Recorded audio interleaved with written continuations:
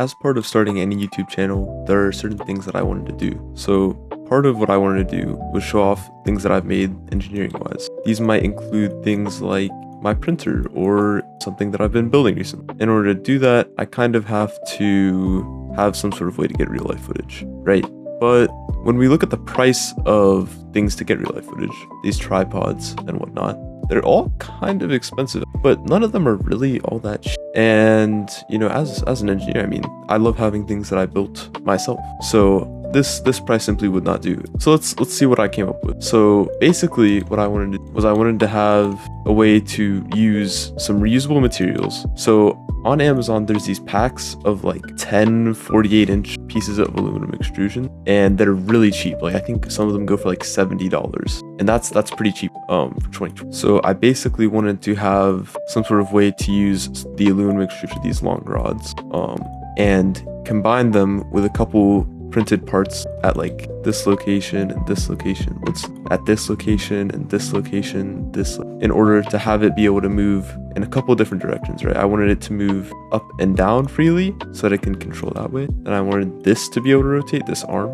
I wanted my phone to be able to rotate, so it has to go both directions. And then of course, this has to keep everything stable, so this should not move, and I'm pretty sure that's all the types of motion. So now let's see, how did I accomplish this? So we can see I went for a pretty robust design. As with everything in this design, this is kind of how I meant for it to look. So you can see I didn't go with much rounding. I used chamfers on parts. One really important thing that I don't see people using whenever they're designing manufacturing is these teardrop holes, I believe. So I have these already oversized 5.5 holes that I'm gonna use M5 holes or M5 screws to mount into the aluminum extrusion. And that's gonna keep this rigidly mounted to this, which is ideally gonna keep it stable while I'm recording, but realistically it's probably not going to, because it's only, I think, 6 inches by 6, 150 millimeters or 6 inches by 6. So now the next part that I'd like to focus on is this. This is the part that joins the two of them together. And as we can see, it lets it rotate,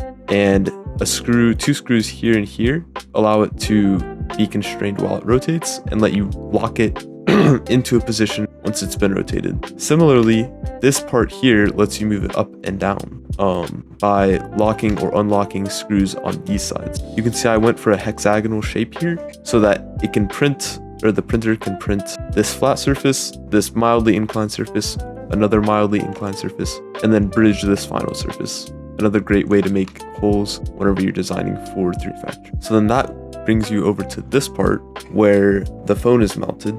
And I know a phone isn't really the best way to record a video, but I'm not big enough, nor do I care enough to go out and get buy a camera. I'm just not one of those people. So this allows it to rotate up and down as you unfortunately, because the phone's a mesh, you can't really constrain it all that well with other stuff. But that's a great way to add a little bit more additional rotation. You can see now we have this angle of rotation and this angle of rotation.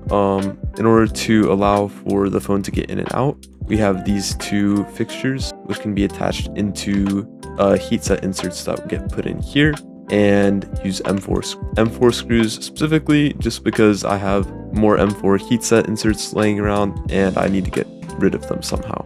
Now I will say that all of this actually did work first try, except for one part where I had to make a slight adjustment. Originally on this part, I had forgotten to add a hole here, so I actually couldn't reach this hole, which, mind you, attaches it to this aluminum extrusion. Regardless, you can't really use it when it's attached to this one as well, but it makes it a lot harder for attaching this to this initially. I did end up getting past this, so it wasn't really a huge problem, but that was something to keep in mind. And only one mistake in the entire design. It's pretty good. Okay, so now let's see, how did I slice? So of course I took the files out. Oh, there's actually a really nice program that called Export It, where you can just export, like you can click on the bodies you want to export and it will export them. So it exported them to this folder where I can load them in as a bunch of different parts. So then I took them into OrcaSlicer, my preferred method of slicing. We don't want to load them as one part since we're going to be printing them in a bunch of different plates. You can see that I automatically arranged them using Q and A in order to have it so that each of them can be printed at a single time. I find that this is a lot better for like the mindfulness of not having to worry about one print failing and then the entire plate failing. And once I sliced all of them, we can see that the final price for parts that are actually entirely used for this project. Just about $4. Pretty cheap, right? Important to the design is I had to use ABS. Okay, I didn't really have to use ABS, but it was the best black filament I had laying around, so we ended up using it. I actually think I got this on sale for like $15 or something, so not that expensive. We can see that I used Hilbert curve because Hilbert curve is the best curve when it comes to having an infill pattern for ABS prints, because if you don't use Hilbert curve, what I've found is that these flat, straight lines will make it very easy for the print to curl up. On a print like this especially, that would have been a huge issue. Fortunately, I didn't have any issues. Everything printed first try, no problem. Okay, so now how did it actually work, right? So here we can see it fully printed. I'm just gonna go into a couple details on it.